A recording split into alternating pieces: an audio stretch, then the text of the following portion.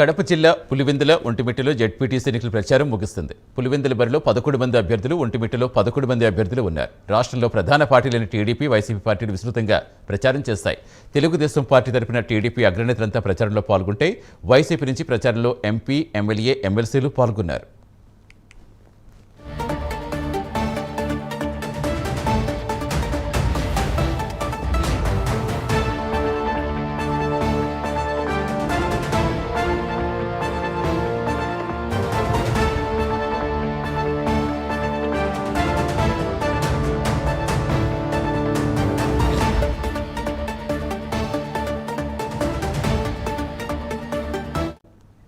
పూర్తి సమాచారం ఇచ్చేందుకు మా కరెస్పాండెంట్ సుధీర్ జైన్ అవుతున్నారు. సుధీర్, చూస్తాం జెడ్పీటీసీ ఎన్నికలు ఎంత రణరంగాన్ని తలపించేలా విధంగా ప్రచారం చేస్తారు. ప్రస్తుతం ఏంటి మొత్తాన్ని ప్రచారం అయితే ముగిస్తుంది. ఇక ఎన్నికలకు ఏ విధంగా సిద్ధమవుతున్న అన్ని ఏర్పాట్లు పూర్తినట్టేనా? ఎలాంటి అల్లర్లు జరగకుండా ఎలాంటి జాగ్రత్తలు తీసుకుంటున్నారు?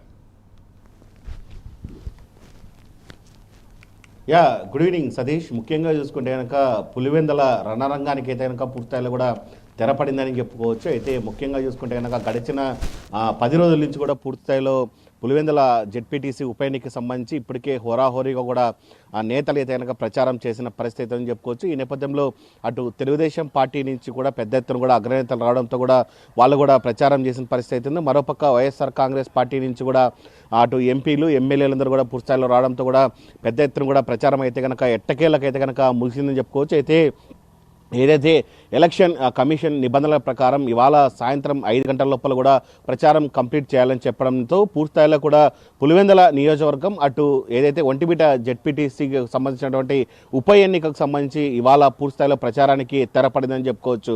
అయితే ఇప్పటికే నేతలందరూ కూడా మనం చూసుకోవచ్చు ఉదయం నుంచి కూడా దాదాపుగా ఇప్పటి వరకు పెద్ద ఎత్తున కూడా బిజీగా గడపడం జరిగింది. అయితే ప్రతి ఇంటికి వెళుతూ కూడా ఓటు హక్కును వినియోగించుకోవాలని చెప్పడం జరిగింది.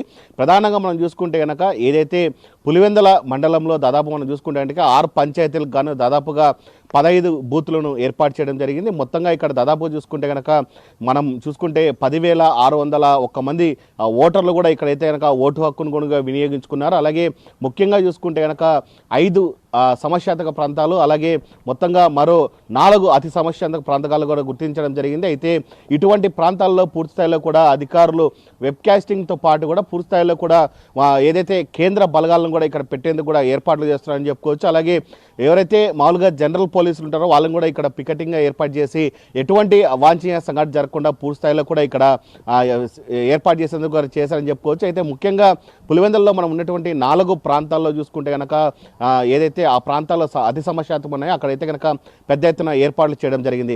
మరోపక్క మనం ఒంటిమిట్టలో చూసుకుంటే కనుక ఒంటిమిట్టలో కూడా దాదాపుగా ఇప్పటికే 5 సమస్యాత్మక ప్రాంతాలు గుర్తించడం జరిగింది. మరోపక్క మాధవరం, అలాగే మరోపక్క చూసుకుంటే కనుక సాలాబాద్, మరోపక్క ఏదైతే మఠపంపల్లి, ఈ గ్రామాలు అతి సమస్యాత్మక గ్రామాలుగా గుర్తించడం జరిగింది. ఈ గ్రామాల్లో పూర్తి స్థాయిలో మన గత ఎన్నికల్లో చూసుకుంటే కనుక ఇక్కడ దాదాపు పెద్ద ఎత్తున కూడా గొడవలు జరిగిన పరిస్థితి ఉంది.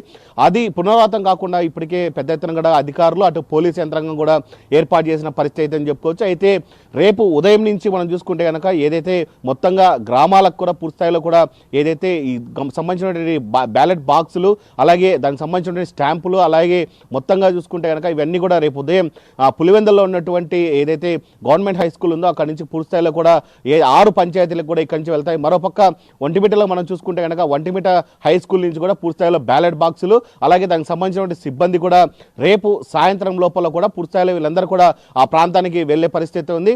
మొన్నాడు ఉదయం దాదాపుగా ఉదయం 7 గంటల నుంచి సాయంత్రం 5 గంటల వరకు కూడా పూర్తిస్థాయిలో కూడా పోలింగ్ ప్రక్రియ అయితే జరుగుతుందని చెప్పుకోవచ్చు. అయితే గత 30 సంవత్సరాల నుంచి ఎన్నడూ లేని విధంగా మనం చూసుకుంటే కనుక తొలిసారిగా పులివెందుల ప్రజలైతే కనుక ఈసారి బ్యాలెట్ బాక్స్ ద్వారా కూడా పూర్తిస్థాయిలో కూడా ముద్ర వేసి ఓటు హక్కు కూడా వినియోగించుకున్నారు. మొత్తంగా చూసుకుంటే కనుక దీనికి సంబంధించి ఇప్పటికే పులివెందుల ప్రాంతంలో 700 మంది పోలీసులతో కూడా పహారా కాస్తున్నారు. అలాగే ఒంటిమిట్టలో మనం చూసుకుంటే కనుక 650 మంది పోలీసులతో కూడా పహారా కాస్తున్న పరిస్థితి అని చెప్పుకోవచ్చు. అయితే ఇప్పటికే మనం చూసుకోవచ్చు పెద్ద ఎత్తున ఈసారి డ్రోన్ కెమెరాలను కూడా ఉపయోగించేందుకు కూడా పోలీసులు అయితే కనుక దాదాపుగా 9 నుంచి 10 డ్రోన్ కెమెరాలు కూడా ఉపయోగించున్నారు. అయితే అతి సమస్యాత్మక ప్రాంతాలు ఏమున్నాయో అక్కడైతే కనుక పూర్తి స్థాయిలో కూడా డ్రోన్ కెమెరాలను అయితే కనుక ఏర్పాటు చేయనున్నారు. మరోపక్క మనం చూసుకుంటే కనుక పోలింగ్ సిబ్బందికి ఎటువంటి ఇబ్బందులు తలెత్తకుండా కూడా వాళ్ళకందరికీ ఇప్పటికే పెద్ద ఎత్తున పరికరాలన్నీ కూడా ఇవ్వడం జరిగింది. వాళ్ళందరూ కూడా రేపు ఉదయం నుంచి మొత్తంగా వాళ్ళకి సంబంధించినటువంటి ఏదైతే బ్యాలెట్ బాక్స్ సంబంధించినటువంటి బాక్సులు ఏదైస్తారో ఆ బాక్సులను తీసుకొని రేపు సాయంత్రానికి వాళ్ళకి ఇచ్చినటువంటి కేటాయించినటువంటి ఏవైతే స్కూళ్ళు ఉన్నాయో ఆ స్కూళ్ళకి అయితే కనుక పూర్తిస్థాయిలో వెళ్తారు. మొన్నాడు ఉదయం 7 గంటల నుంచి అయితే కనుక సాయంత్రం 5 గంటల వరకు కూడా పూర్తిస్థాయిలో కూడా పోలింగ్ ప్రక్రియ అయితే మొదలు కానుంది. అయితే 14వ తేదీ మనం చూసుకుంటే కనుక దీనికి సంబంధించినటువంటి కౌంటింగ్ ప్రక్రియ అయితే మొదలు కానుంది. అయితే ఎట్టకేలకు మనం చూసుకుంటే కనుక ఈ జెడ్పీటీసీ ఉప ఎన్నికకు సంబంధించి నువ్వా నేనా అన్న దాంట్లో అయితే కనుక పెద్ద ఎత్తున ఫైట్ అయితే జరిగిందని చెప్పుకోవచ్చు. 14వ తేదీ ఎవరు విన్నర్ అవుతున్న దానిపైన అయితే కనుక పెద్ద ఎత్తున సస్పెన్స్ అయిందని చెప్పుకోవచ్చు. ఉత్కంఠతగా ఉందని మనం చెప్పుకోవచ్చు. Satish, right, thank you Sudheer.